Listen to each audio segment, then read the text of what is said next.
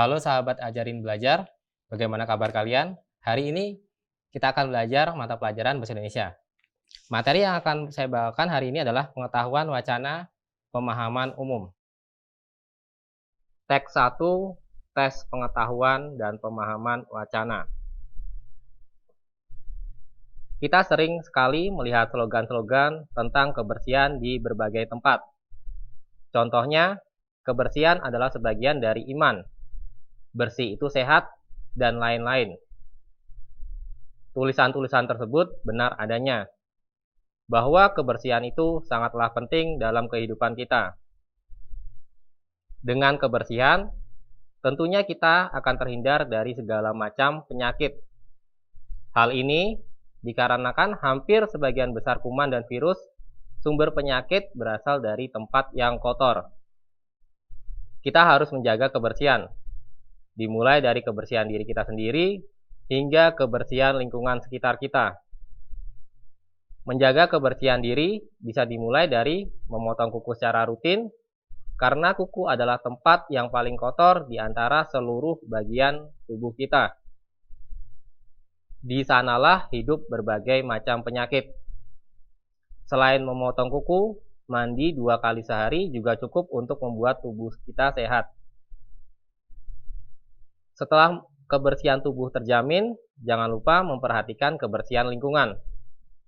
Ada pepatah yang mengatakan kualitas manusia tergantung dari kebersihan lingkungannya. Menjaga kebersihan lingkungan berarti menjaga kualitas hidup kita. Menjaga kebersihan lingkungan dapat dilakukan dengan cara membersihkan selokan, membersihkan sampah, dan lain-lain. Apabila lingkungan bersih, maka kita manusia yang tinggal di dalamnya akan merasa aman dan nyaman, serta jauh dari penyakit yang mengintai. Oleh karena itu, kita harus senantiasa menjaga kebersihan. Langsung saja ke nomor 41. Kalimat utama paragraf ketiga pada wacana di atas adalah kalimat A 8, B 9, C 10, D 13, E 14. Penjelasannya, kalimat utama adalah kalimat yang di dalamnya terkandung ide pokok suatu paragraf. Ide pokoknya adalah pentingnya menjaga kebersihan. Ide pokok tersebut ada di kalimat 14. Maka jawabannya adalah E, kalimat 14. Nomor 42. Kata kualitas pada paragraf di atas bermakna sebagai berikut. Kecuali A. Kadar, B. Derajat, C. Taraf, D. Mutu, E. Standar. Penjelasannya, kesamaan makna atau nama lainnya sinonim. Menurut KBBI 5, kata kualitas memiliki kesamaan makna kadar, derajat, taraf, dan mutu. Jadi, satu-satunya yang tidak memiliki kesamaan makna adalah kata standar. Jawabannya E, standar. Nomor 43. Permasalahan yang tidak dibicarakan dalam paragraf di atas adalah A. Slogan-slogan kebersihan di berbagai tempat, B. Ajakan untuk menjaga kebersihan, C. Dampak lingkungan bersih, D. Individu yang bertanggung jawab terhadap kebersihan, E. Kerja bakti membersihkan lingkungan tempat tinggal.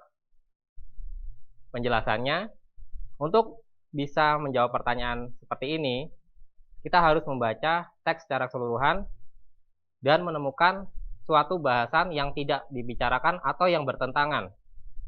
Jawabannya adalah E. Kerja bakti membersihkan lingkungan tempat tinggal. Halo sahabat Ajarin, kita akan membahas teks 2 bagian tes pengetahuan dan pemahaman wacana. Teks 2, tes pengetahuan dan pemahaman wacana. Media sosial telah menjadi platform masyarakat pada era digital untuk saling berbagi berbagai konten digital, baik berupa teks, gambar, suara, maupun video. Prinsip user generate content yang menjadi keunggulan medsos awalnya digunakan secara positif untuk hal produktif. Hal ini dilakukan salah satunya demi mencari keuntungan jumlah rating yang melihat tayangan tersebut. Melalui prinsip inilah, siapapun memiliki kesempatan yang sama untuk membuat konten. Selanjutnya, sharing dan interaksi, serta mempresentasikan dirinya dengan komunitas yang lebih luas. Sayangnya, dalam perkembangan berikutnya, medsos cenderung digunakan sebagai alat untuk sharing berita yang mengarah pada disinformasi hoax, yaitu sebuah berita bohong yang dibuat dengan sengaja dengan tujuan tertentu.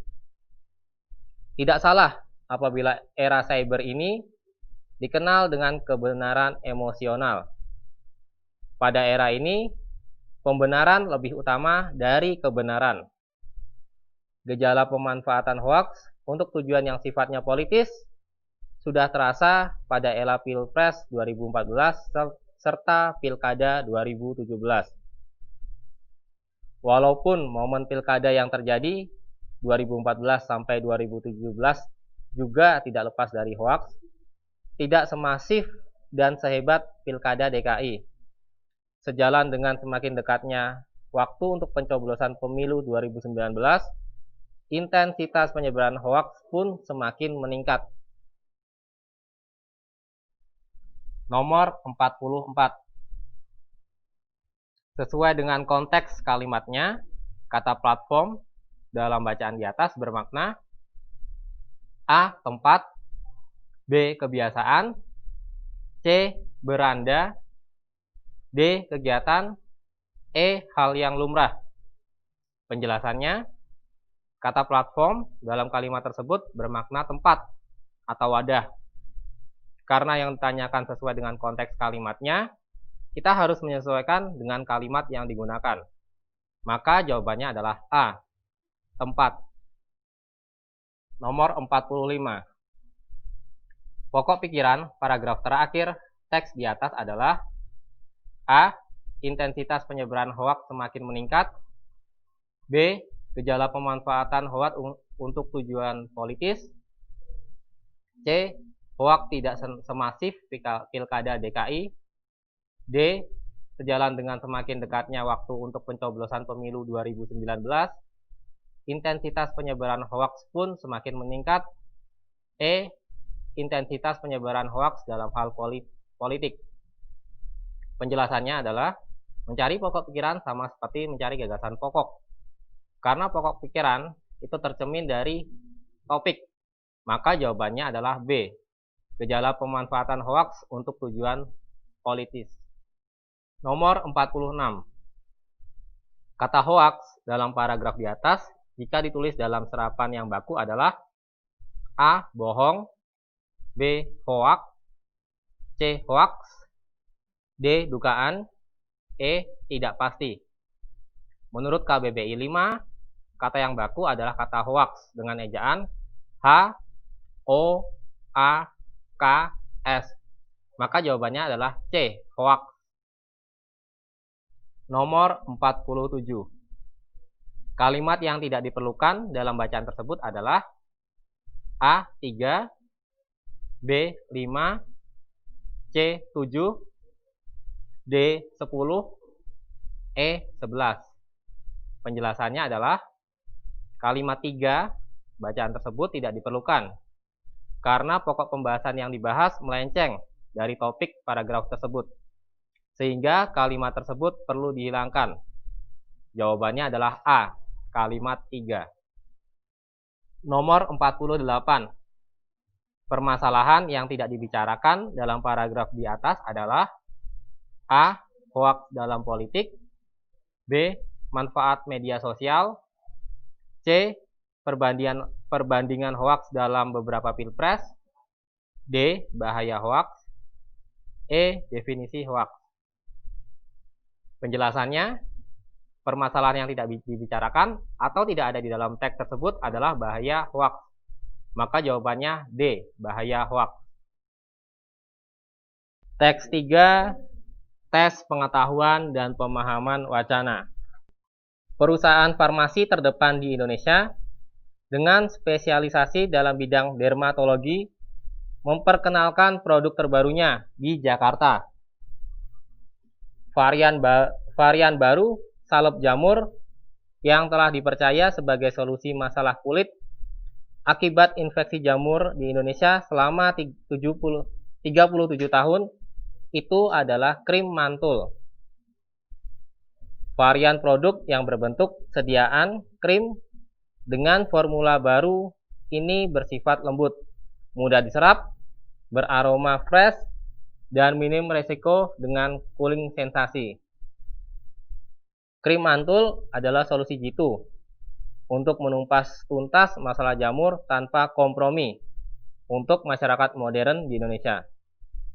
Juru bicara Mecaya Pharmaceutical, Nadia Utomo, menjelaskan saat ini permasalahan jamur bukan hanya jadi masalah penduduk rural, namun juga masyarakat urban modern.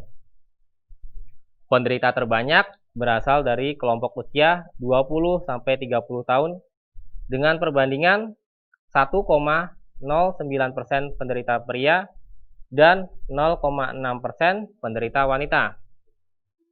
Artinya, penderita banyak berasal dari anak muda yang aktif dan dinamis sehingga membutuhkan solusi anti jamur efektif.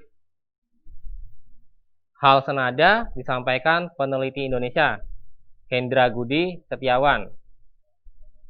Menurutnya, masalah infeksi jamur banyak juga diderita anak muda di kawasan perkotaan, terutama mereka yang punya kegiatan segudang. Dari beberapa identifikasi jamur yang ada, kutu air, panu, dan gatal selangkangan merupakan yang paling sering diderita anak, terutama yang aktif di luar lingkungan atau gemar berolahraga. Kedua area sensitif tersebut membutuhkan pengobatan yang tepat yang tidak menimbulkan iritasi yang mengganggu. Nomor 49. Kalimat manakah yang paling tepat untuk melengkapi paragraf 2 teks tersebut? A.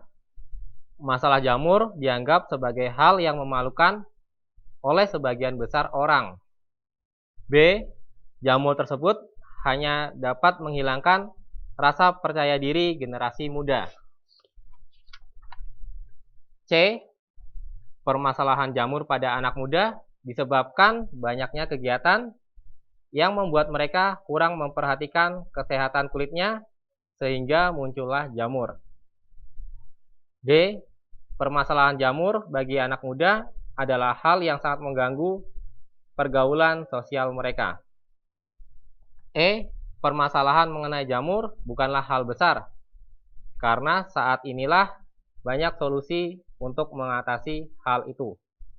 Penjelasannya, kita harus memperhatikan konteks kalimat dan kelogisan dengan kalimat-kalimat sebelumnya.